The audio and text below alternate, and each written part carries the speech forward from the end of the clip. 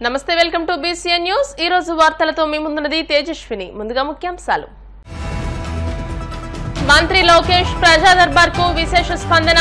వివిధ ప్రాంతాల నుంచి అర్జీలతో తరలివస్తున్న ప్రజలు. వైసీపీ నాయకులపై అమలాపురం ఎమ్మెల్యే ఐతాబత్తుల ఆగ్రహం. అంబేద్కర్ విగ్రహాలను తాకే అర్హత వైసీపీకి లేదంటూ ఆగ్రహం.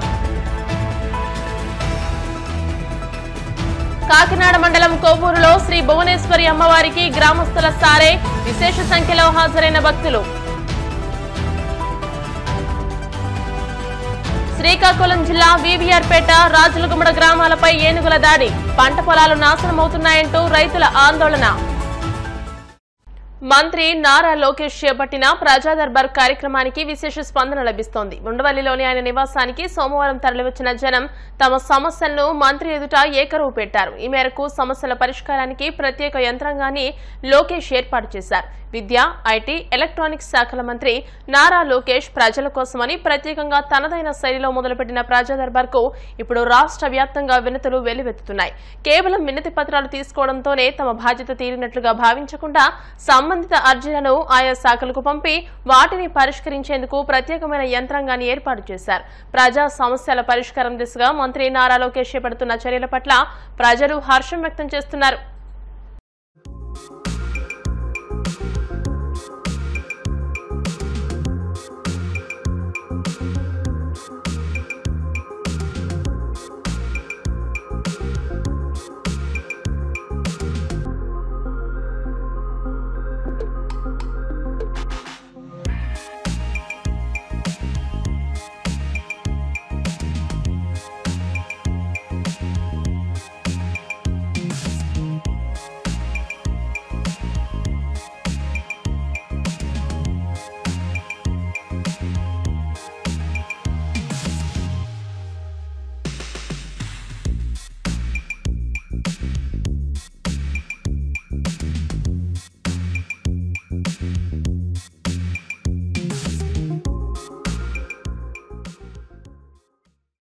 అంబేద్కర్ విగ్రహాలను తాకే అర్హత వైసీపీ నేతలకు లేదని, ఈ 5 ఏళ్ల వైసీపీ పాలనలో దళితులకు తీరని అవమానం చేశారని అమలాపురం ఎమ్మెల్యే ఐతాబత్తుల ఆనందరావు మండిపడ్డారు.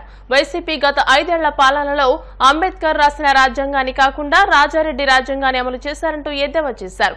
అమరావతిలో నిర్మించిన అంబేద్కర్ విగ్రహం పేరుతో 250 కోట్లు స్వాహా చేశారని మండిపడ్డారు.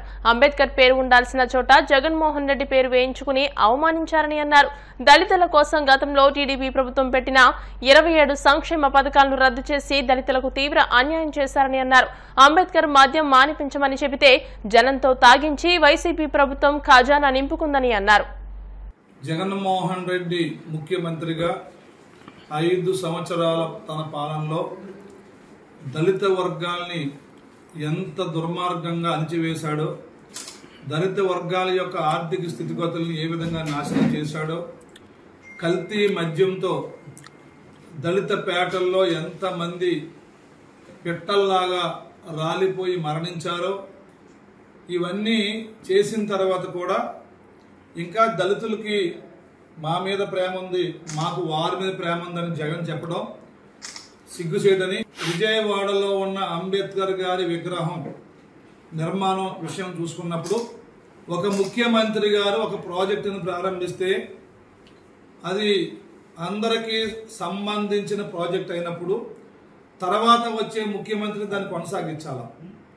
కానీ చంద్రబాబు నాయుడు గారు 30 ఎకరాల్లో అమరావతి కొత్త రాజధానిలో అమరావతికే అందం వచ్చేలాగా అంబేద్కర్ నిలువెత్తి విగ్రహాన్ని ఆ వేళ శంకుస్థాపన చేస్తే, జగన్ ముఖ్యమంత్రి అయిన తర్వాత అమరావతి కొత్త రాజధానిలో అంబేద్కర్ కనపడకూడదని తెచ్చి విజయవాడ గ్రౌండ్లో పెట్టడం ఒక రాజకీయ కుట్ర అయితే, రెండోది అంబేద్కర్ గారి పాదాల కింద ఉండాల్సినటువంటి పేరు అంబేద్కర్ పేరు పెట్టకుండా అక్కడ పెద్ద పెద్ద అక్షరాలతో అంబేద్కర్ పేరుకి మించిన పెద్ద పెద్ద అక్షరాలతో జగన్మోహన్ రెడ్డి పేరు పెట్టుకుని ఇది నేను కట్టాను నాకు ఓటేయండి అన్నట్టుగా ఉంది తప్ప అంబేద్కర్ గారి మీద ఏమాత్రమో ప్రేమ, గౌరవం, మర్యాదలు ఈ జగన్మోహన్ రెడ్డి లేవని ఈ సందర్భంగా తెలియజేస్తూ తీవ్రంగా ఖండిస్తున్నాం. ఈరోజు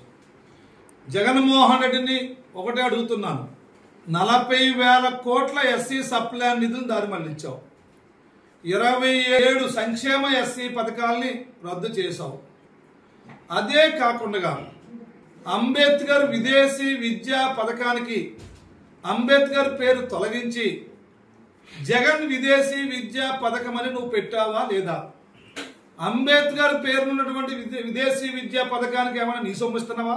నీ పెరటిపాటుకి నీదేమైనా వ్యక్తిగతంగా నీ సొమ్మిచ్చి ఆ పథకం రన్ చేస్తున్నావా? ప్రజలు కట్టిన పన్నులతో లక్షలాది మందికి ఈ రాష్ట్రంలో చంద్రబాబు నాయుడు గారు 5 లక్షల రూపాయల సబ్సిడీతో 8 లక్షల రూపాయల సబ్సిడీతో ఇన్నోవా కార్లు ఇచ్చారు, ప్రొక్లైన్లు ఇచ్చారు, టిప్పర్లు ఇచ్చారు, జేసీబీలు ఇచ్చారు, మరి వేలాది మందిని పారిశ్రామికవేత్తలుగా మార్చారు. కానీ నువ్వు 5 ఏళ్ల ముఖ్యమంత్రిగా ఎస్సీ సప్లాన్ని ఎస్సీ కార్పొరేషన్ నిర్వీర్యం చేసి 5 సంవత్సరాల్లో ఒక్క ఎస్సీ కార్పొరేషన్ లోను కూడా ఇవ్వని ముఖ్యమంత్రి ఈ భారతదేశంలో ఎవడన్నా ఉన్నాడంటే అది ఈ జగన్మోహన్ రెడ్డి అని నిరూపించుకున్నామని కూడా సందర్భంగా తెలియజేస్తూ నీ యొక్క తుగ్లక నిర్ణయాలను తీవ్రంగా ఖండిస్తున్నాం ఈరోజు. అందుకే భవిష్యత్తులో మళ్ళీ ఎన్డీఏ కూటమి పరిపాలన వచ్చిన తర్వాత భవిష్యత్తులో ఏ పథకాలనైతే 27 రద్దు చేశావో నువ్వు రద్దు చేసిన 27 పథకాలని తిరిగి మళ్ళీ పునఃప్రారంభించి మళ్ళీ ఎస్సీ ఎస్టీ బీసీ కార్పొరేషన్ అన్నింటికి నిధులు ఇచ్చి ఆయా వర్గాలకు లోన్లు ఇచ్చి సబ్ ప్లాన్ యొక్క నిధుల్ని మళ్ళా మంజూరు చేసి 100% వాటిని అమలు చేసి ఖర్చు పెట్టి అన్ని విధాలుగా చంద్రబాబు నాయుడు గారు పవన్ కళ్యాణ్ గారు బీజేపీ కలిసి భవిష్యత్తులో ఈ రాష్ట్రంలో ఉన్నటువంటి ఎస్సీల యొక్క సంక్షేమాన్ని మళ్ళీ భారతదేశంలోనే అందరికంటే ఎక్కువగా ఆదర్శవంతంగా ముందుకు తీసుకెళ్లడానికి నిర్ణయం తీసుకున్నారు.